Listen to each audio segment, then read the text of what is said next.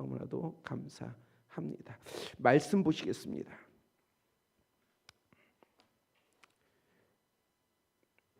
누가복음 5장 원래 1절부터 11절까지를 주셨는데 제가 좀 줄였어요. 5절서부터 11절까지 봉독하겠습니다. 누가복음 5장 5절서부터 11절까지 봉독합니다. 시몬이 대답하여 이르되 선생님, 우리들이 이 밤이 새도록 수고하였으되 잡은 것이 없지만은 말씀에 의지하여 내가 그물을 내리리이다 하고, 그렇게 하니 고기를 잡은 것이 심히 많아 그물이 찢어지는지라. 이에 다른 배에 있는 동무들에게 손짓하여 와서 도와달라 하니 그들이 와서 두 배의 채움에 잠기게 되었더라. 시몬 베드로가 이를 보고 예수의 무릎 아래에 엎드려 이르되 주여, 나를 떠나소서, 나는 죄인이로소이다 하니, 이는 자기 및 자기와 함께 있는 모든 사람이 고기 잡힌 것으로 말미암아 놀라고 세베대의 아들로서 시몬의 동업자인 야고보와 요한도 놀랐음이라. 예수께서 시몬에게 이르시되 무서워 말라, 이제 후로는 내가 사람을 취하리라 하시니, 그들이 배들을 육지에 대고 모든 것을 버려두고 예수를 따르니라. 아멘. 이 시간에는 이원준 선교사님 나오셔서 말씀 전해 주실 때에 크신 은혜 받으시기를 바랍니다.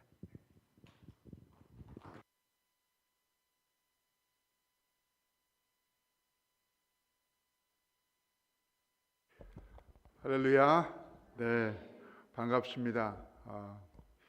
우리 김성철 목사님 이렇게 우리 같은 교단 목사님이시고 저도 이 교단 선교사인데 하나님의 은혜로 이렇게 뵙게 되고 또 이 아름다운 포도원 교회에 와서 제가 말씀을 전하게 된 거 하나님께 감사드리고 또 여러분께 감사합니다. 그래요. 저희들이 이제 아프리카에 간 지 이제 34년 됐습니다. 1990년에 저희들이 하나님의 부르심을 받아서 아프리카에 가게 됐는데 벌써 이제 34년째 생각해 보니까 금방 엊그제 같은데 이렇게 세월이 흘렀네요. 저희들이 이제 아프리카 가서 좀 더 제가 이제 슬라이드 보면서 파워포인트 보면서 좀 말씀을 드리겠지만 거기서 이제 우리 아들도 태어나고 거기가 우리 집 같아요. 한국에 오면은 좀 낯설고 그런데 또 한국은 또 한국대로 편한 부분들이 있지만은 그러나 아까 제가 제 아내하고 목사님 얘기 들어보니까 제 아내가 그러더라고요. 아프리카가 집이니까 또 가야죠. 뭐 이렇게 얘기를 하는 걸 들었습니다. 오늘 이제 본문 제목 말씀이 세상에 가장 가치 있는 삶입니다. 세상에 가장 가치 있는 삶. 우리는 이제 예수를 믿든지 안 믿든지 이 땅에 살면서 어떤 삶이 가치 있는 삶일까에 대해서 한번 고민을 해본 적이 있을 거라고 봅니다. 예수를 믿지 않는 사람들도 세상에서 돈을 벌고 배우고 공부하고 돈 벌고 사업해서 그 다음에 또 여러 가지 명예를 얻고 영예를 얻고 뭐 그렇게 해보지만 때로는 예수를 안 믿는 사람들일지라도 그런 돈을 벌고 영예를 얻고 여러 가지 얻을지라도 그 스스로가 가치 있지 않다고 생각하면 어떤 순간에는 내가 인생을 헛살고 있는 것이 아닌가. 내가 이런 것을 위해서 열심히 뛰어왔지만은 그걸 얻고 난 다음에 뭔가 허무감, 뭔가 이 헛살았다는 그런 느낌을 갖고 그런 말씀을 또 나누는 걸 제가 들은 적이 여러 번 있었습니다. 우리 그리스도인들은 어떻습니까? 우리가 예수님 만나고 믿고 그래서 이제 살아오는데 우리에게는 어떤 부분이 제일 가치 있는 삶일까요? 물론 예수 그리스도를 만나는 것이 제일 가치 있죠. 항상 저는 얘기합니다. 세상에서 최고의 복은 예수 그리스도를 만나는 것이다. 예수 그리스도를 만나지 못하고 구원을 얻지 못하면 이 땅에서 삶이 굉장히 짧은데 우리에게 천국의 소망이 없잖아요. 영원히 사는 소망이 없는 것. 그것이 얼마나 비극이고 엄청난 어려움입니까? 그래서 저는 세상에서 정말로 제일 중요한 것은 가치 있다고 보면 예수 그리스도를 만나는 것이고, 더더구나 더 나아가서 예수 그리스도님이 원하시고 하나님께서 원하시는 영원 구원하고 제자 삼는, 오늘 본문 말씀이 세상으로 가서 고기를 잡는 것이 아니고 사람을 낚는 어부가 되라는 말씀을 하십니다. 그래서 저는 이제 이렇게 생각을 합니다. 예수 그리스도를 만나는 것이 첫 번째 세상에서 제일 가치 있는 것이고, 두 번째 하나님과 예수님의 뜻인 세상에 나가서 우리가 사람을 낚는 업, 영원 구원하고 제자 삼는 사회, 이것이 최고의 가치 있는 삶이라고 저는 생각하고 믿고 그렇게 지금까지 살아오고 있습니다. 오늘 본문 말씀을 중심으로 해서 제가 이제 말씀을 나눌 텐데, 그 전에 이제 아프리카 지도가 이렇습니다. 아프리카가 한 56개 국가가 있어요. 그 국가 중에 이제 남부아프리카가 이렇게 밑에 보시는 색깔로 된 데가, 거기서는 남아공이 제일 밑에 있습니다. 그래서 오늘 본문 말씀을 읽으셨으니까 이 본문의 내용들이 여러 시각에서 볼 수 있지만은, 먼저 단순한 부르심과 단순한 순종을 하는 그 베드로의 모습을 봅니다.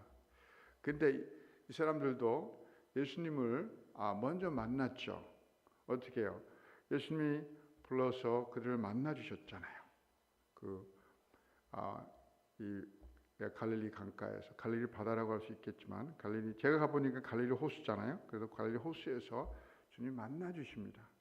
그리고 그 만나는 상황 속에서 주님이 이제 그들에게 찾아가는데, 주님이 그들 상황이 어땠냐면은 굉장히 자조가 절망 속에 있었어요. 여러분 그 사람들이 누굽니까? 고기를 잡는 고기 잡는 어부들이었잖아요. 근데 그 고기를 못 잡았어요. 그 당시에 생각을 해보면은 그들이 밤새 일을 해서 고기를 잡아야지만 집에 가야지만 먹을 게 있어요. 마치 예를 들자면 우리가 이 땅에 살아가면서 직장생활을 하면서 직장을 하고 일을 해야지만 뭔가 소득이 생겨서 가족을 먹여 살릴 거 아닙니까? 그죠? 일직을 하시는 분도 있고 뭐 회사를 이렇게 다니시는 분도 있고 사업을 하시는 분들이 있을 텐데, 그 일을 해서 뭔가 소득이 있어야지만 본인이 또 살아갈 수 있고 가족의 생계를 책임질 수 있는 것처럼, 이들도 고기를 잡아야지만 생계를 이어갈 수 있고 본인도 살아갈 수 있는 그런 상황이었습니다. 근데 고기를 못 잡았어요. 허탕친 거죠. 그럼 그들 마음이 어떻겠습니까? 좌절하고, 야, 왜 우리 고기 못 잡았을까? 힘든 그런 상황이었습니다. 또 남자들만 있었기 때문에 집에 가면, 야, 어떡하지? 와이프가 이거 바가지 긁지 않겠나? 뭐 이렇게 허탕치고 와서 뭐 고기 가져온 거 있어? 그러면 하나도 없어. 그러면 벌써 느껴지는 게 우리 와이프가 나에게 뭐라고 할까? 뭐 그런 고민이 되지 않았겠습니까? 네, 그런 상황 속에 있었어요. 근데 그런 좌절과 절망 속에 주님이 찾아와서 밤새도록 애를 써서는 허탕친 어부를 주님이 만나 주십니다. 그래서 이 깊은 데 가서 그물을 내려놔 했더니 내렸더니 고기를 많이 잡았죠. 전라도는 왕창 잡았는데, 근데 한번 생각을 해보십시오. 이 고기를 잡는 이 고기 잡는 어부들이 왜 고기를 못 잡았을까요? 그날은. 저는 이렇게, 본문에는 구체적으로 얘기는 나와 있지 않지만 저는 이렇게 생각해요. 예수님이 창조주시잖아. 그럼 예수님은 모든 창조물을 컨트롤하실 수 있단 말이죠. 그럼 밤새 이 어부꾼들이 고기를 잡을 때, 그쪽 동네에 고기를 잡을 때 그쪽 동네에 고기를 안 보냈겠죠. 창조주는 얼마든지 그렇게 할 수 있잖아요. 그 다음에 깊은 데에 가서 고기를 잡으라고 했을 때 고기를 아마 그쪽으로 몰았을 가능성이 큽니다. 그러면서 그들이 허탕친 인생 속에서 주님을 알아보고 주님을 받아들일 수 있도록 주님께서 역사하셨다는 거죠. 우리 인생도 비슷합니다. 예수님이 허탕친 인생 속에 찾아오시죠. 절망 속에 찾아와서 베드로를 만나주시고 또 제자들을 만나준 것처럼 기쁨과 소망을 줍니다. 저도 제가 주님의 만남 과정이 그렇습니다. 제가 9살 때 우리 부모님이 이혼을 하세요. 그래서 굉장히 불행했던 어린 시절을 지내게 됩니다. 굉장히 또 비참하고 방황했던 청소년 시절, 그런 방황하는 청소년 시절, 청년 시절에 제가 많은 꿈이 있었지만 그 꿈이 그 이룰 수가 없었어요. 그래서 굉장히 좌절된 허탕친 베드로의 허탕친 인생처럼 그런 좌절 속에 주님이 저를 찾아오십니다. 그래서 좌절과 절망 속에서 극적인 주님과의 만남 그리고 치유와 사랑을 제가 경험을 해요. 그러면서 주님이 주신 그 영생을 제가 경험하면서 기쁨과 소망을 갖게 되고 그 기쁨을 누가 시키지도 않았는데 나누게 됩니다. 제가 3일 동안에 예수 그리스도를 만나면서 그 체험이 지금도 제가 이 땅에 살아가면서 항상 저에게 용기가 되고 소망이 됩니다. 그때 주님이 나를 만나 주셨지. 내가 어떤 상황이었어?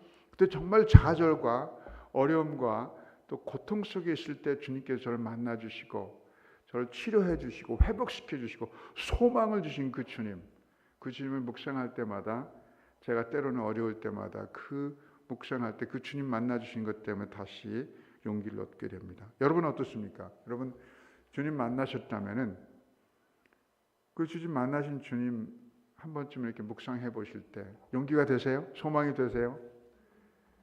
주님을 아직 못 만나셨으면 만나셔야 되고 만약 주님을 만나신 분들은 여러분이 어렵고 힘들 때 그때마다 그 만나주신 주님을 기억하시고 그 주님을 생각하시면은 주님께서 힘 주시고 용기 주시고 또 살아갈 방향을 제시해 주십니다. 저는 그래서 제가 남이 시키지도 않았는데 열심히 복음을 전하는 사람이 됐어요. 그래가지고 그 열심히 복음을 전하다가 주님이 말씀하신 것처럼 단순한 순종의 삶을 살게 됩니다. 오늘 이제 본문 말씀처럼 이 제자들과 특별히 세베대의 일꾼들이 함께 배를 남겨두고 예수를 따라갔다는 말씀이 있어요. 베드로와 함께. 그래서 단순하게 갑니다. 지금 이 상황이 뭐냐면 그들이 생업을 제쳐두고 고기 잡는 일을 놔두고 그 다음에 같이 일하는 일꾼들과 함께 부모님을 아버지를 뒤에 두고 이렇게 주님을 따라갔다는 기록이 있습니다. 그래서 그들은 사람을 낚는 어부가 되기 위해서 주님의 말씀을 순종하기 위해서 아버지와 생업과 일꾼을 뒤에 남겨두고 주님을 따르게 됩니다. 특별히 아버지와 생업을 두고 주님을 따르는 것이 쉽지 않았을 것입니다. 그렇죠? 물론 그렇다고 해서 지금 이걸 문자적으로 적용해서 여러분이 부모님을 뒤에 두고 또 부모님이나 가족을 챙기지 않고 뭐 이렇게 해가라는 그런 의미는 아니지만은 그러나 때로는 선교사들은 이 가족을 뒤에 남겨두고 이 베드로나 이 제자들처럼 그렇게 해야 될 또 그런 결정을 해야 되는 상황이 생깁니다. 그래서 저희들도 1990년에 가족과 한국 사회과 조국을 남겨두고 주님의 은혜로 그분의 부르심에 따라 단순하게 순종해서 아프리카를 가게 됩니다. 자, 제가 좀 간증을 좀 더 하겠습니다. 한국에 있을 때 저는 이제 개교에서 복음 전도자로 열심히 전도했어요. 그 당시에는 89년도 88년 당시 아니구나 87년 86년 당시에는 밖에 나가서 축구 전도도 할 수 있고 방문하면서 방문 전도도 할 수 있고 길거리에서 길거리 전도도 할 수 있고 뭐 굉장히 그 전도하기가 쉬웠어요. 지금에 비하면 사람들이 그렇게 막 박해하지 않고 그래서 열심히 이제 전도하는 상황에서 사역을 하고 있는데 우리 이제 그 당시에 제가 이제 청년이었기 때문에 우리 이제 부목사님께 양육을 받고 이제 전도라고 같이 동역을 하는데 이 부목사님이 이제 하루는 이렇게 선교 단체를 소개하면서 이영재는 내가 볼 때는 선교사로 가는 게 좋겠어 이렇게 얘기한 거예요. 선교 단체에 들어가가지고. 뭐 그 당시에 선교사라는 걸 잘 몰랐죠. 그리고 이제 매일 아침에 새벽에 나와서 기도하고 하긴 했지만은 선교사가 잘 몰랐죠.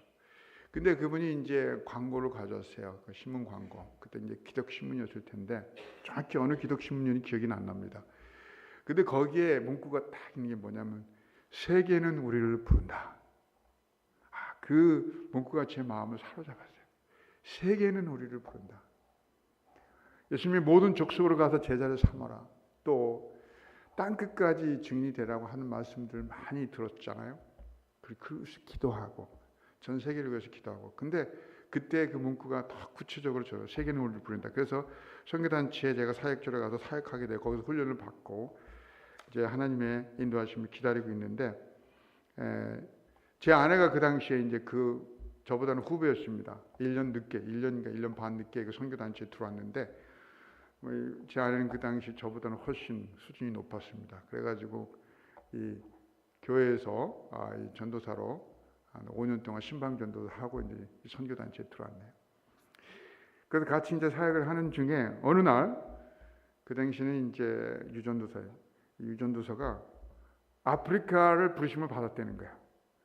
선교단체 장이 저쪽 아프리카 짐바브웨에 콜링이 있는데 누가 가야 되는데 미싱자수도 해야 되고 또 준비가 된 사람이었는데 제 아내가 적극에 그 선교단체 내에서 미싱자수를 할 수 있는 사람은 제 아내밖에 없었어요. 그 당시에. 그래가지고 이제 본인에게 콜링을 했는데 기도하더니 가겠다고 하고 저한테 그렇게 얘기해 오는 거예요. 그래서 같이 동역하는 사람이 그 여자가 또 아프리카를 간다고 그래. 우리가 이제 기도하고 뭐 열심히 선교를 위해서 준비를 하고 있었지만은 막상 아프리카를 간다고 하니까 그 당시에 우리가 이제 아프리카에 대해서 아는 지식은 뭐였습니까? 동물의 왕국. 그죠? 동물의 왕국 프로그램 기억하세요? 요즘도 합니까? 그럼 보면은 맨날 무슨 뭐 야생 사자들 뭐 이렇게 나오고 그러죠? 그런 것만 하고 그래서 식인종들도 많고 뭐 이런 이제 상황이었기 때문에 아프리카에 그 당시에 정보가 거의 없었어요. 외무부에 가도 정보가 많지 않았습니다. 그렇지만 이제 제 아내가 간다고 그러길래 저희들이 이제 그 연애 과정을 얘기하면 좀 깁니다. 그 얘기하면 우리가 예배를 못 마치니까 그게 나중에 제가 34년의 스토리를 얘기하기가 이게 참 이게 벅찬데 어쨌든 그래서 제 아내가 이제 간다고 해서 준비하는 과정 속에서 하나님의 인도하심이 있어서 저희들이 같이 가는 걸로 했어요. 그래서 저는 제 아내 때문에 아프리카를 가게 됩니다. 제 아내가 먼저 부르심을 받고. 그래서 저희들이 한국에서 약혼을 하고 그 당시 상황이 여러 가지 좀 어려워가지고 결혼식은 아프리카에 가세요. 결혼식을 이렇게 아프리카에 가세요. 이게 이제 1991년 3월입니다. 3월 30일. 어때요? 이 사진 멋있지 않습니까? 저희들 부부가 지금 때 보는 이 34년 전 얘기입니다. 그래서 저희들이 결혼식도 거기서 올리고 뭐 가족 부모 없이 거기에 있는 이제 흑인 형제들과 함께 이렇게 했죠. 그래서 이제 계속 사람 낚는 어부로서 이제 살아가려고 하는데 특별히 하나님께서 이 부르신 것을 기억하면서 그리고 거기서 이제 사역을 하게 됩니다. 짐바브웨로 바로 갈 수가 없었어요. 그래가지고 1990년 10월부터 92년 3월까지 짐바브웨 비자를 기다리는 동안 보츠와나에서 사역을 저희들 하게 됩니다. 처음에 이제 결혼하고 나니까 거기 기술학교가 있었는데 이 노가다를 시키는 거예요. 그래가지고 그 기술학교를 같이 지내라고 처음에 우리가 뭐 신혼도 제대로 이 생활도 못하고 바로 이제 사역을 시작하게 됩니다. 기술학교 건축하고 또 제가 이제 거기에는 물이 없었어요. 보츠와나 그 당시 보츠와나에 물이 없어가지고 이렇게 우물을 파가지고 그 사람들이 그 물을 먹을 수 있도록. 그 다음에 짐바브웨에서 이제 비자가 나오기 시작해. 그 전에는 이제 짐바브웨가 우리하고는 이제 수교가 되지 않은 적성 국가였기 때문에 북한하고는 수교가 돼 있었어요. 북한이 굉장히 외교를 잘했습니다. 그 짐바브웨라는 나라가 독립할 때 이 북한이 도와줘가지고 그래가 형제 국가에서 우리하고는 외교 관계가 없었기 때문에 91년대는 저희 들어갈 수가 없었고 92년대 비자가 나오기 시작해서 저희 짐바브웨 들어가게 됩니다. 거기서 아까 얘기한 것처럼 미싱 자수 사역을 먼저 시작을 해요. 그래서 이 학생들을 훈련해가지고 저희들이 이제 졸업도 시키고 우리 아들도 이제 92년 6월달에 태어나요. 그래가지고 우리 아들도 거기서 자라고 그래서 이제 여기 미싱 자수 훈련. 근데 그 일들을 여러 하면서 저에게는 이제 어려움이 생겨요. 영적으로 사람은 낚는 일에 포커스를 두지 않았기에 저희들의 영혼은 피폐해지고 죽어가고 있었습니다. 그때 이제 하나님께서 은혜를 주셔서 이 기도원, 한국 같은 기도원 같은 데 가서 기도를 가는 가운데 주님이 저를 이제 다시 만나 주셨어요. 그때 다시 만나 주시면 제 영혼을 소생시키고 회복시키면서 좀 더 영혼 구원하고 제자 삼는 사역에 포커스하게 합니다. 그래서 이제 교회를 개척하게 돼요. 미싱자수 일을 처음엔 시작했는데 그 다음에 이제 교회를 개척하면서 교회를 섬기게 되면서 영혼 구원하는 일, 즉 사람을 낚는 어부의 사역에 집중하면서 저의 영혼이 기쁘고 감사하고 살아나기 시작합니다. 여기 처음에 저희들이 이제 교회를 개척했을 때 이 학교 운동장을 빌려서 바깥에서 의자 놓고 이렇게 예배를 드렸습니다. 예배를 드리면서 이렇게 교회를 계속 개척해가고, 나중에는 좀 이제 운동장에서 예배를 드려서 우리가 불쌍했던가 봐요. 그 학교 운동장에서 이제 드리다가 그 교실에서 이제 예배를 드리게 됩니다. 그 예배를 이렇게 드리고 이제 이 현지인 쿠차타 목사님에게 나중에 위임을 하는데, 그 이유는 짐바브웨에서 한텀 4년 사역을 하고 났는데, 문제는 이제 짐바브웨 정부에서 이 비자를 연장해 주지 않는 거예요. 그 비자를 연장해 주지 않아서 저희들이 그 나라를 나올 수밖에 없는 상황이 됐어요. 그래서 하나님께, 하나님, 저희도 짐바브웨에 불러가지고 짐바브웨에서 지금 평생 사역을 하면서 여기서 뼈를 묻고 싶었는데 이제 어디로 갑니까? 비자를 연장을 안 해주니까 뭐 불법 체류자로 살 수가 없잖아요. 그래서 하나님께 인도를 받는 가운데 하나님께서 남부아프리카 미중도 종족인 칼라리에 부시맨 사역으로 인도를 합니다. 그래서 1995년부터 25년까지 10년을 사역을 하게 됩니다. 그 미전도 종족 부시맨을, 혹시 부시맨 들어보셨습니까? 옛날에 그 God Must Be Crazy라는 영화가 있었어요. 그래가지고 콜라병 하늘에서 떨어져가지고 그거 주워가지고 밖에까지 버리는 그런 이제 스토리인데, 그 부시맨들입니다. 그래서 그들에게 이제 다가가는데, 거기 가려면은요 사막이에요. 물도 없고 전기도 없고요. 그 사막에 이렇게 가려면 이렇게 장비를 잘 해가지고 가요. 그래서 가다가 이제 거기는 뭐 이제 사막이니까 뭐 음식 파는 데가 없잖아요. 준비해서 가다가 이제 점심때 되면 뒤 차에 그 트럭에 이게 열고 그 다음에 이렇게 점심을 이렇게 길에서 먹고, 자 이렇게 있습니다. 사막이라고 그랬죠. 전부 저기 모래 땅이에요. 모래 땅에서 가게 모래를 치러. 그래서 거기 가면 또 이제 전기가 없고 이제 없으니까 이 땔감을 저렇게 차 위에다 해가지고 땔감을 만들어서 불을 피워야지. 특별히 이제 사막 날씨가 춥기 때문에 그래요. 그 다음에 이제 요게 이제 그 현지인들의 사륜구동차. 기름이 필요 없습니다. 이게 동키카라고 해가지고 동키를 타고 이제 물도 운반하고 여러 가지 운반합니다. 자, 그곳에 가면은 이렇게 사람들을 전도할 땐 그 사람들과 관계를 맺어요. 관계를 충분히 맺고 나중에 관계를 맺어가면서 이렇게 복음을 전하게 되죠. 그래서 관계를 맺은 후에 가가오 방문하면서 이렇게 복음을 또 그림으로, 우리 아들이 같이 이제 동역하면서 이렇게 틀어주고 했습니다. 그림으로 전도를 하는 겁니다. 그다음에 이제 복음이 전도되고 난 다음 사람이 좀 모아지면 이렇게 예배를 드리기 시작했죠.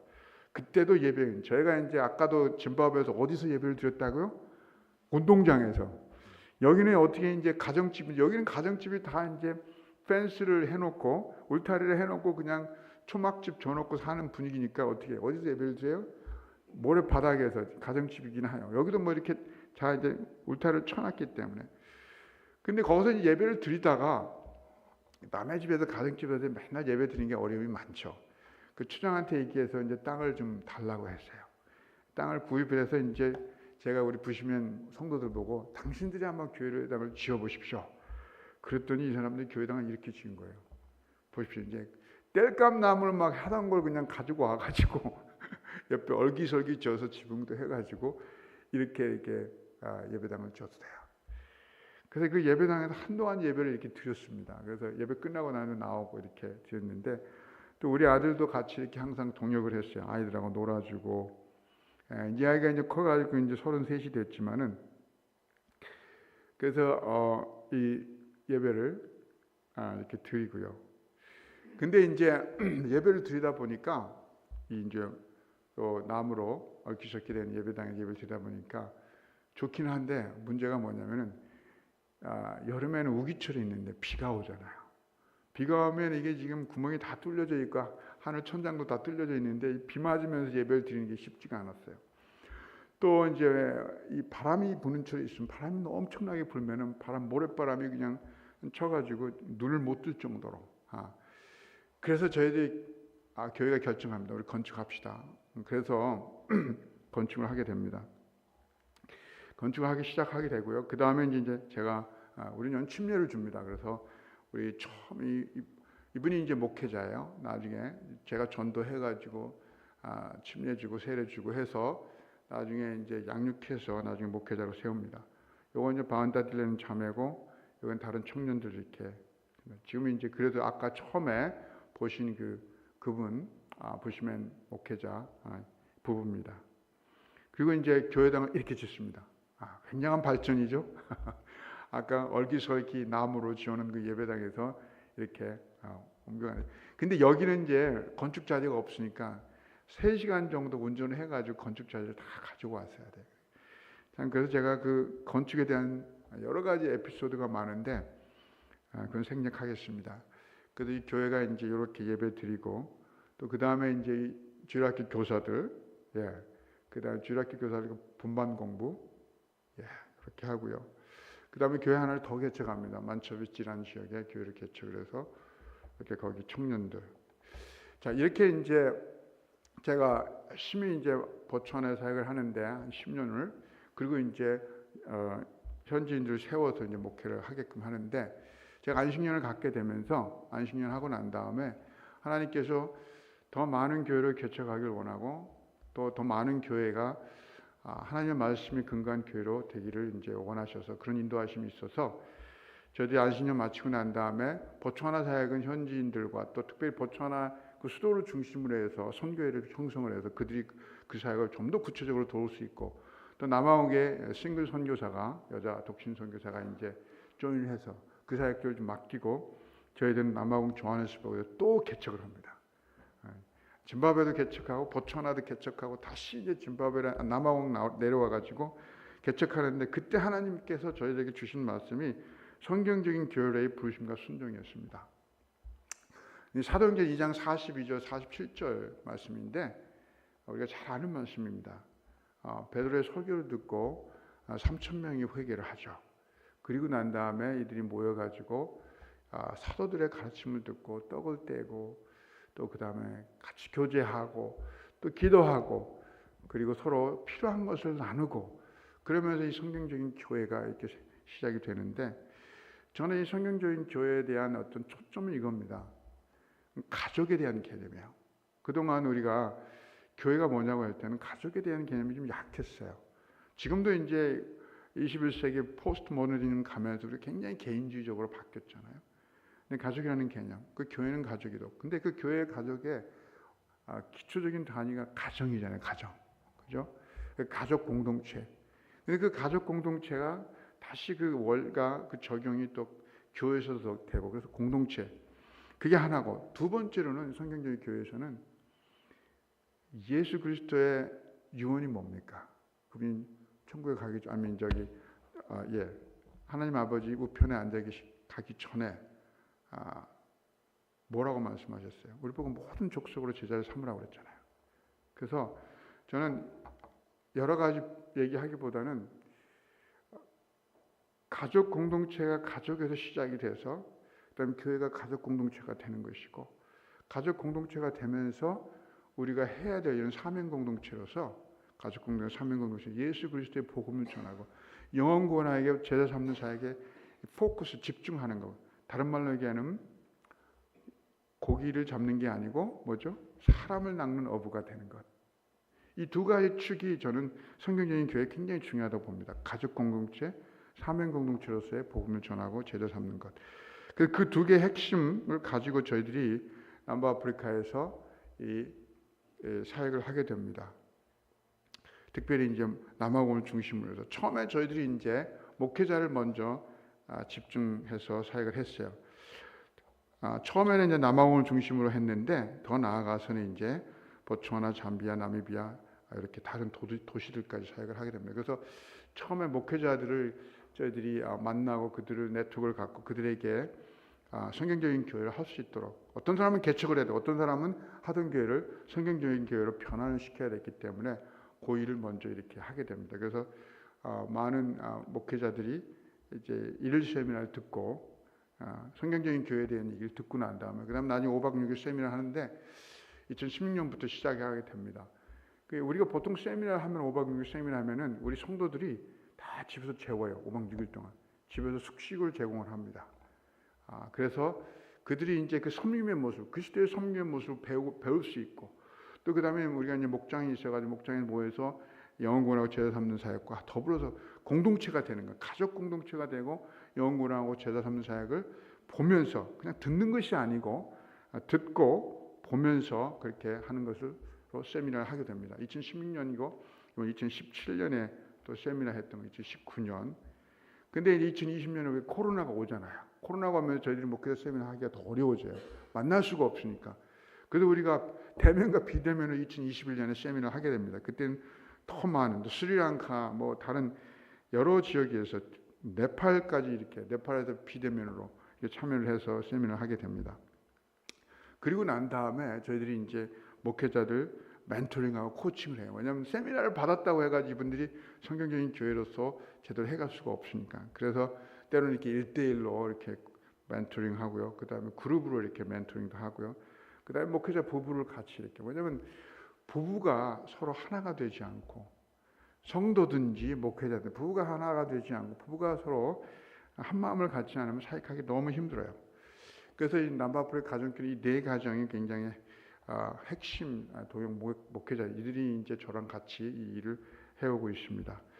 또 우리는 이제 목회자들이 지역 모임을 해서 이렇게 모여서 같이 나누고 교제하고 그렇습니다. 그다음에 이제 목회를 좀 평가하는 시간들을 가져요. 1년에 2번씩. 요즘에는 이제 한 번씩 하는데 목회 평가의 시간을 이렇게 갖게 됩니다. 그다음에 이제 목회자들에게 이제 부부 수련회가 좀 필요해요. 부부가 하나 되기 위해서. 그래서 이런 수련회들도 이렇게 합니다. 그 다음에 이제 목회자들이 어느 정도 준비가 되면 그 다음에 이제 평신도 지도자들 우리가 지향하는 건 뭐냐면 평신도 지도자들이 잘 성장할 수 있도록 그들을 잘 섬겨서 평신도들이 사역을 잘 해갈 수 있는 것이 우리의 또 하나의 초점입니다. 그래서 평신도 세미나를 이렇게 이제 저희들이 해요. 그래서 각 교회별로 아까 4개의 교회가 돌아가면서 이제 세미나를 열죠. 평신도 세미나를 해서 이들도 우리가 2박 3일 동안 와가지고 재워주고 섬기면서 그들이 복음 전도 그리고 특별히 가족 공동체를 어떻게 할 것인가 또 어떻게 복음을 전할 것인가에 대해서 우리가 세미나하고 보여줍니다. 이렇게 이제 이것이 이제 세미나 끝나고 난 다음에 지도자들이고요. 그다음에 우리가 또 삶 공부를 해요. 그래가 성경을 가르치는데 여러 가지 단계 성경 공부가 있는데 그걸 이제 목회자 사모님들에게 또 목회자들에게 전수를 해서 목회자들이 또 평신 사역자들에게 전수할 수 있도록. 베리 사모님 제 아내가 이제 성경 공부 가르치고 저는 이제 상 공부를 여러 교회를 다니면서 이렇게 가르쳤어요. 그 졸업식, 상 공부 졸업식입니다. 그 다음에 성경 공부 교사 훈련을 이렇게 시키고요. 그 다음에 이제 이 평신도 지도자들을 또 이렇게 좀 수련회를 가져야 돼요. 왜냐면은 이분들도 하다가 또 지치고 힘드니까. 그래서 수련회를 컨퍼런스를 이렇게 매년 모입니다. 우리가 보통 8월에 합니다. 이번에도 8월 달에 저희들이 110명의 목자 목녀라고 평신도 지도자를 이렇게 모아놓고 우리가 컨퍼런스를 했습니다. 자, 여기 이제 우리 목자 목녀들이에요. 이때도 이제 그때도 한 80명 모였나요? 이게 2018년도인데, 예.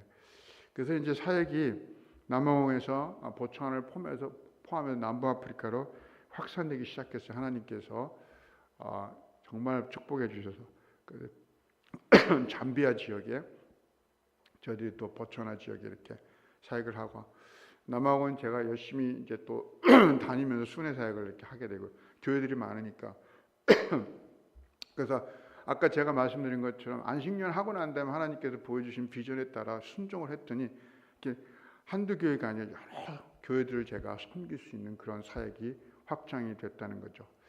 그래서 그 교회들이 이제 저희들에게 얘기하는 게 뭐냐면은 특별히 목회자들이 저하고 성경적인 교회를 하면서 달라진 게 뭐냐 물어보니까 이렇게 얘기를 해요.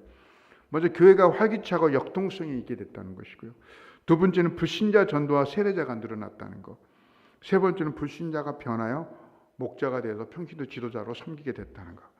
예수의 제자가 되어가고 또 많은 평신도들이 사역에 헌신하고 마지막으로 희생 봉사하면서 행복해하는 성도들이 됐다는 것이 이 현지 목회자들과 평신도들의 고백입니다. 물론 이제까지 좀 하나님께서 축복하셔서 사역이 많이 확장이 됐지만 그렇지만 우리에게 어려움이 없는 건 아닙니다. 그런 항상 동전의 양면처럼 한쪽은 그렇게 하나님께서 축복하신 그런 여러 가지 축복의 열매들이 있지만은 그러나 또 시험과 고난과 어려움이 있습니다. 근데 그 시험과 고난에 하나님이 주시는 유익이 있어요. 시편 119편 71절은 이렇게 얘기합니다. 고난을 당한 것이 내게는 오히려 유익하게 되었습니다. 그 고난 때문에 나는 주님의 윤례를 배웠습니다.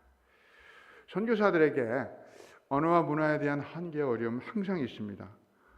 우리가 한국말 하던 사람들이 한국 문화에서 자랐던 사람이 선교지에 가면 다른 문화에 접하게 돼요.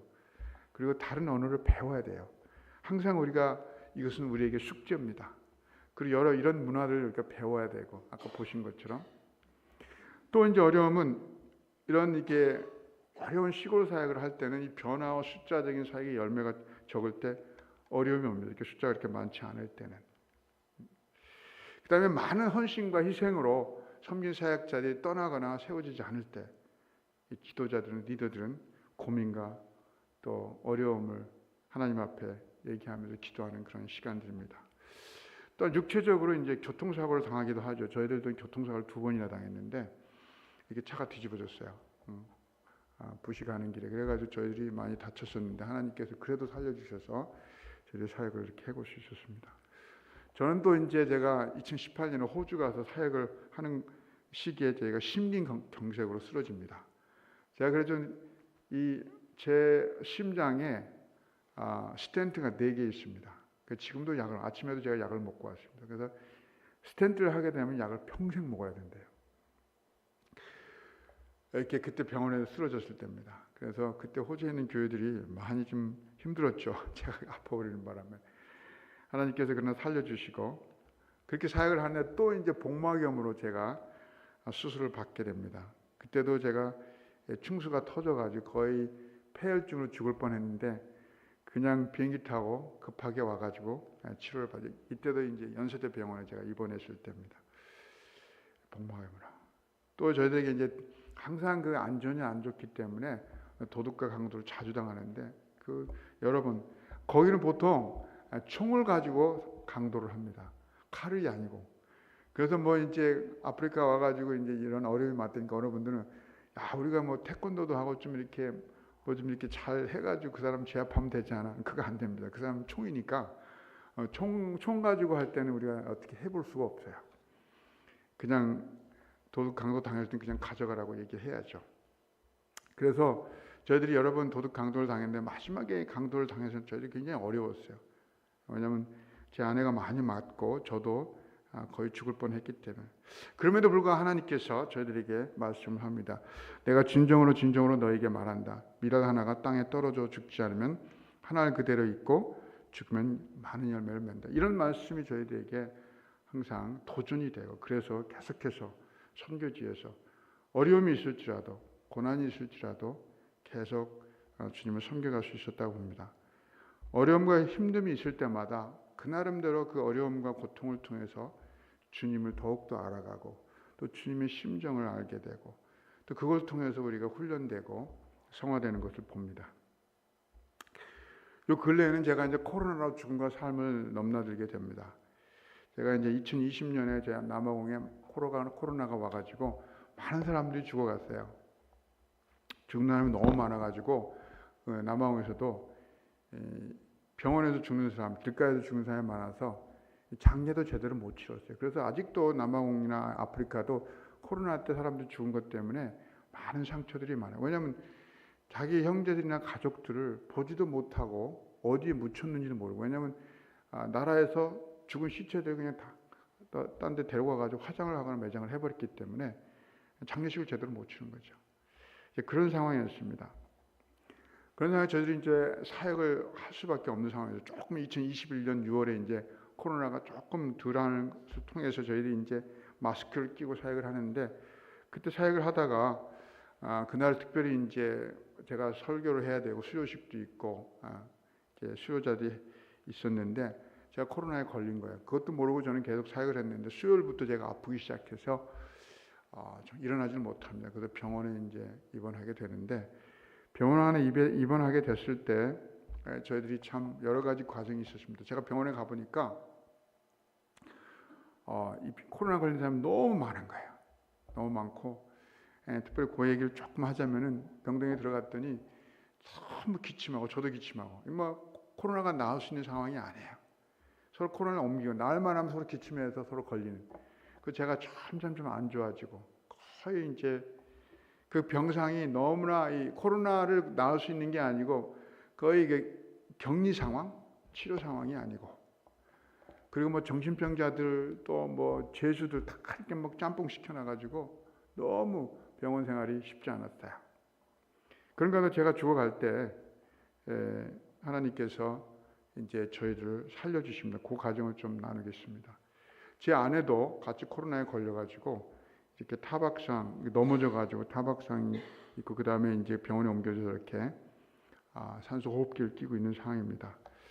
근데 이 저희들이 이제 코로나 있는 그 죽어가는 상황에서 많은 기도들을 하십니다. 그렇게 하나님께서 기도를 응답하시는데 저도 이렇게 산소 호흡기를 끼고 있죠. 산소 호흡기를 끼고 있었는데 다른 방법이 없었어요. 저렇게 죽어갈 수밖에 없었는데 에어 앰뷸런스라는 그런 기적적인 하나님의 도움을 통해서 그 에어 앰뷸런스를 통해서 제가 남아공에서 한국으로 오게 되면 좀 살 수 있겠다고 해서 그 에어 앰뷸런스를 통해서 제가 한국에 오게 됩니다. 그래서 남아공 병원에서 이렇게 이동하고 이렇게 해서 이제 에어 앰뷸런스를 기적적으로 타서 한국으로 이렇게 오게 되는, 이 비행기를 타고 이렇게 오게 됩니다. 근데 한국에 왔을 때 제가 명지병원, 여기 명지병원 있죠? 명지병원에 들어가게 되는데 그때 32일 동안 제가 가수면에서 혼수 상태에 들어가요. 32일 동안. 한국에 도착했을 때도 거의 이제 살아날 가망이 없다고 했어요. 근데 하나님께서 정말 기적적으로 살려주십니다. 그리고 51일 동안 제가 중환자실에 있게 됩니다. 근데 제가 그 32일 동안 이 중환자실에 있을 때, 특별히 그 혼수 상태에 있을 때 영적인 경험을 해요. 이 사도 바울의 삼층천을 경험한 것처럼 저를 하나님께서 경험하게 됩니다. 특별히 지옥에 대한 경험을. 누구든 생명책에 지옥되지 못한 자는 불못에 던지라. 이 계시록 20장 15절에 있는 말씀인데 하나님 보여주시고 그것을 또 경험케 합니다. 그래서 지옥의 경험담은 이렇습니다. 지옥은 하나님 말씀뿐만 아니라 관찰과 체험을 통해서도 확신하게 됐다는 것, 제가 경험이. 특별히 걱정, 두려움, 겁박, 위험, 공포, 공황, 불안 등을 여러 가지 방법을 통해서 계속적으로 반복해서 경험케 합니다. 영원히. 이 땅에서도 이런 그 어려움들을 경험하지만 이 지옥에서는 이게 영원하다는 거예요. 이 땅에 살 때는 주님을 알고 주님과 교제할 때는 그 평안이 있고 주님이 주신 은혜와 축복이 있는데 지옥에서는 그것을 경험하기 어렵다는 거예요. 거기에는 아까 얘기한 것처럼 두려움, 겁박, 위협, 공포, 공황, 불안 등 계속되는 거예요. 그리고 이 땅에서 경험하지 못한 영원한 고통이 있다는 거예요. 그것은 어떻게 표현할 수가 없어요. 제가 여러 가지로 이제 설명할 수 있는데 시간이 없으니까 그것까지 내가 설명을 못하고, 정말 제가 거기서 경험한 건 아마도 제가 본 것처럼 지옥을 보고 경험했다면 그 누구도 예수 믿는 거에 대해서 거부할 사람이 없을 거라고 봐요. 예수 안 믿으면 이런 경험을 하고 이런 곳에 간다는 거. 물론 하나님께서 그곳에서 기적적으로 또 역사하셔서 또 천국으로 이렇게 저를 옮겨주시고 그런 경험들을 하게 됩니다. 근데 그 지옥에서는 하나님을 경험하기 어려웠어요. 지옥에는 하나님께서 부재하는 그런 상황이었습니다. 근데 하나님께서 저를 아까 말씀드린 것처럼 기적적으로 살려주시다. 그래가지고 그 32일 동안 혼수 상태에서 깨어나게 해서 제가 회복하게 됩니다. 일반 병실로 나중에 옮기게 되는데 저렇게 코치를 껴가지고 제가 일반 병실에서 이렇게 저때 얼굴을 보시면 저게 접니다. 그때 비교가 됩니까? 안 되죠. 네, 저런 상태였어요. 이런 상태에서 하나님께서 이 삽관을 통해서 산소 공급을 받게 하시고 또 이렇게 일어날 수 있게 해주시고 앉을 수 있게 해주시고 또 저용량 산소로 바꿔서 계속 제가 여기 아직도 보면은 제가 삽관을 꼈던 상처가 있어요. 구멍이 뚫린데 그걸 통해서 제가 산소 호흡을 받았으니까 나중에 화장실 갈 수도 있고 또 산소기 없이 호흡할 수 있고 너무 감사한 시간들이죠. 나중에 제가 이제 이렇게 사람들하고 관계도 하고 그리고 퇴원해가지고 또 이렇게 요양을 하게 됩니다. 그 재활 치료를 받게 되고 그리고 나중에 이렇게 많이 회복하게 됐죠. 그렇지만 이제 제가 회복을 해가면서 하나님께서 저에게 주시는 말씀이 저의 생명을 다시 주신 거 아니야. 뭐 죽을 고비 여러 번 남겼지만은 그때 특별히 이번에 그 이제 코로나를 통해서 하나님께 주신 그 생명에 대해서 참 감사했어요. 그래서 제가 이제 회복하면서 한국에 있지만은 온라인을 통해서 사역을 계속 하게 됩니다. 예배 드리고 성경 공부하고 그러면서 이제 목회자들 만나고 뭐 일일 특강도 하고 뭐 평소 세미나도 제가 온라인으로 다 했어요. 한국에 있는 동안 2022년, 2023년 이렇게 열심히 사역을 하는 가운데 하나님께서 다시 이제 선교지를 부르셔요. 2022년, 23년 이렇게 1년 반 동안 여기서 여행을 하면서 온라인 아프리카 사역을 하고 있는데 왜 못 갔냐면은 물론 회복도 잘 안 됐지만은 두 번째로 제가 폐가 많이 고장나 폐 이식을 해야 될 정도로 지금도 제가 좀 답답한 환경이나 특별히 저 냄새나 특별히 그 담배 냄새를 맡게 되면 뭐 폐가 확확 막혀요. 폐가 아직도 안 좋아서 그 당시에 폐가 더 안 좋았죠. 근데 의사들이 하는 얘기가 비행기를 타면 폐 기종이 터질 수 있다는 거예요. 그래서 못 가게 했어요. 갈 수가 없어서 계속 온라인 사역을 하는데 근데 하나님이 제가 말씀을 읽고 이렇게 묵상할 때마다 선교지로 다시 갈 것을 말씀하십니다. 또 그러나 또 남아공 여러 가지 범죄와 정전 그리고 단술 그 선교지 상황이 어려웠어요. 그렇지만 하나님께서 계속 말씀하십니다. 제가 묵상하고 또 설교를 준비해요. 그때 이제 온라인으로 사역할 때 제가 계속 온라인으로 예배를 드리면서 설교를 했기 때문에 사도행전의 말씀 중에서 주님 말씀하시는 것이 내가 달려갈 길과 주여식게 받은 사면 곧 하나님의 은혜의 복음을 증언하는 일에 마치자 하면은 나의 생명조차 조금도 귀한 것으로 여기지 아니하노. 이게 사도 바울의 고백이에요. 사도 바울이 이 당시에 예루살렘을 가는데 사람들이 말리고 어려움이 있다고 얘기하지만 그러나 사도 바울이 아주 결연하게 은혜의 복음을 증언한 일에 마치자 하면 생명조차 조금도 아끼지 않겠다는 말씀이 저에게 엄청나게 도전이 돼요. 그 당시에는. 그래서 제가 순종하기로 합니다. 그래서 작년 8월에 제가 아프리카 다시 가게 됩니다. 비행기 타고. 근데 하나님께서 잘 지켜주셨어요. 비행기 타고 갈 수 있도록. 그래서 가자마자 제가 또 우간다 쪽에서, 우간다 하면 동부 아프리카입니다. 그쪽에서 세미나를 해달라고 해서 거기 먼저 가게 돼요. 그리고 난 다음에 제가 다시 이제 23년 사진이죠. 목자들 한 100명 정도 해가지고 컨퍼런스하고 그다음에 목회자 세미나 이건 현지에서 또 목회자 컨퍼런스 이런 사역들을 계속 하게 됩니다. 그리고 작년에 보츠와나가 남아공 16개 교회들을 제가 순회 사역을 하게 돼요. 교회가 20개가 넘어가는데 시간이 없어서 16개 사역만 교회만 이제 돌아봤습니다. 이제 말씀 마치겠습니다. 시간이 많이 돼서 여기는 남부아프리카의 영어권입니다.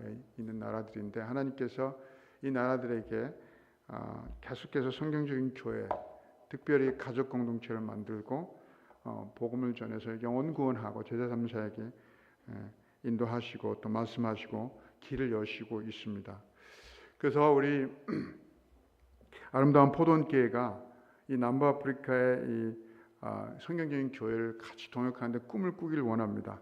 특별히 이제 말씀 마치면서 빌립보서 1장 3절 5절에 있는 말씀 중에서 사도 바울이 빌립보 교회를 개척을 했잖아요. 개척하고 난 다음에 빌립보서를 쓸 때 당신들이 나에게 첫날부터 교회 개척할 때부터 지금 이 말씀을 보내는 이 순간까지 복음을 전하는 일에 동참하고 있다고 하면서 이 빌립보서를 써갑니다. 그래서 저희들이 이제 아프리카 그동안 34년 동안 사역을 해왔는데 앞으로 한 10년 정도 더 생각을 해요. 그래서 저는 잘 마치고 싶고 그 다음에 이 우리 현지인들에게 모든 것을 넘겨주고 싶어요. 그리고 이제 은퇴를 하려고 하는데 나머지 10년 동안에 제가 하나님께 기도하는 것은 제가 잘 마치게 해주십시오. 특별히 하나님께서 주신 이 나라들에게 이 교회들에게 잘 섬기고 끝낼 수 있도록 하는 기도를 계속 해가고 있습니다. 그래서 제가 우리 포도원 교회도 좀 도전합니다. 물론 많은 사역을 하고 계실 텐데 아프리카의 꿈을 갖기를 바랍니다. 그리고 아프리카에 있는 건강한 교회, 성경적인 교회를 같이 세우는데 동참하기를 주님의 이름으로 또 권면하고 또 도전합니다. 기도하시겠습니다. 하나님 감사합니다. 부족한 제가 말씀을 전했습니다. 주님께서는 말씀을 통해서 우리가 가족으로서 가족 공동체를 이루길 원하시고 또한 사명 공동체로서 복음을 전하고 또 영원권하고 제사삼 사에게 올인하기를 원합니다. 그것이 우리에게는 가장 가치 있는 삶이라고 저는 믿습니다. 주님, 주께서 우리 아름다운 포동교회들 축복하셔서 이 땅 이 열산 지역에서 정말 성경적인 교회로서 계속해서 성장하고 성숙해갈 수 있도록 주께서 축복하여 주시옵소서. 특별히 가족 공동체를 이루게 하시고 가족 공동체로서 연합이 되어져서 이 지역에 영원권하고 제자 삼는 그러한 일을 잘 감당할 수 있도록 주께서 축복하시고 더 나아가서 아프리카를 꿈을 꿀 수 있도록 도와주시고 아프리카에 있는 많은 교회들에게 복음이 전해지고 그리고 그들이 성경적인 교회를 해갈 수 있도록 같이 동참할 수 있도록 주께서 축복하여 주시옵소서. 주님 감사하고 예수님의 이름으로 기도합니다. 아멘.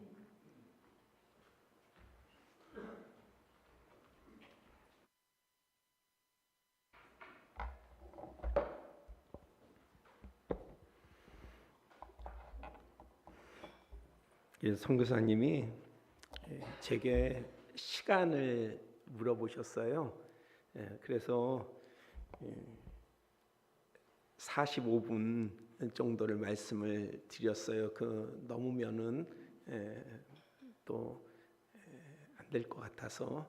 그러니까 지금 선교사님이 45분 안에 이야기를 이렇게 말씀을 전해야 되는 부분이 있어서 아마 되게 급하게 말씀을 전하시는 부분. 그런데 이러한 부분 가운데서 항상 그런 경험을 해요.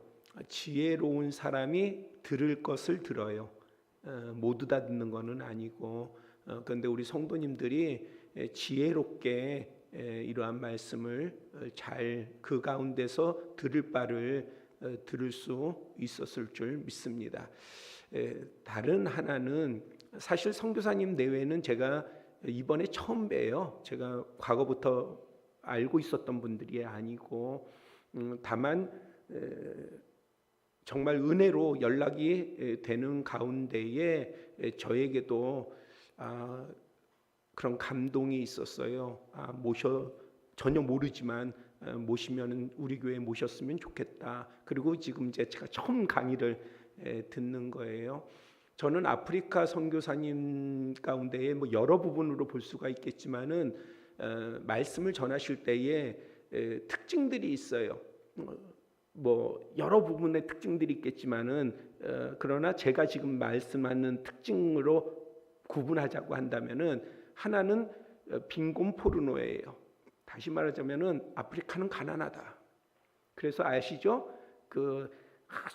정말 병약한 아이가 몸도 끔찍 못할 때에 독수리 한 마리가 앞에 와 있는 어떤 그런 사진이 되게 큰 이슈가 되기도 했고, 그래서 그러한 부분들로 보여짐으로 인해서 아프리카를 도와줘야 된다, 아프리카 선교해야 된다라고 하는 측면의 접근이에요. 그것이 훨씬 효과적이에요.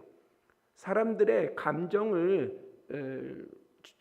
대한 접근일 때는 그게 훨씬 더 효과적입니다.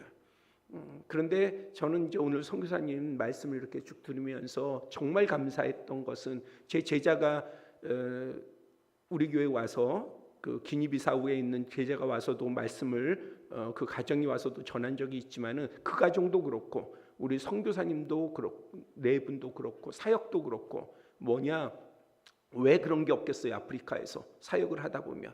근데 그런 것보다 우리랑 지금 나누는 것 가운데의 포커스는 영혼 구원이라고 하는 것입니다. 왜냐하면은 하나님은 살아계시고, 그리고 우리가 복음을 전하는 것은 이 땅에서 복을 받고 이 땅에서 살리고 이 땅에서 부흥케 하는 것도 중요하지만은 진짜 더 중요한 것은 영혼을 살려야 된다는 거예요. 저는 그 부분에 있어서 우리 성도님들이 도전을 받았으면 좋겠습니다. 우리는 TV 바꿨다, 집을 어떻게 바꿨다, 이런 거에 대한 것이 하나님에 대한 복에 대한 그런 부분들이 사실은 좀 더 관심 있지 않습니까? 그런데 우리가 그런 관심을 가질 때에 세계의 어느 곳에서든지 누군가는요, 영혼 구원을 위해서 지금 자기의 삶을 다 내놓고 주님을 이름을 가지고 나아가고 있다라고 하는 사실을 우리가 기억을 하고 우리는 가까운 곳에서 정말 영혼 구원을 위해서 가족 그 다음에 이웃 친족을 향해서 영혼 구원을 향해서 나아갈 수 있는 그런 도전을 우리 선교사님을 통해 가지고 정말 저는 이렇게 나눔 가운데서 그거가 저한테는 되게 큰 도전이 됐거든요. 영혼 구원에 대한 그런 열망을 가지시고 죽었다가 다시 사시기도 하신 것이고 하는 부분에 대한 도전이 좀 깊이 우리 성도님들 가운데에 나누어 줬으면 좋겠습니다. 감사.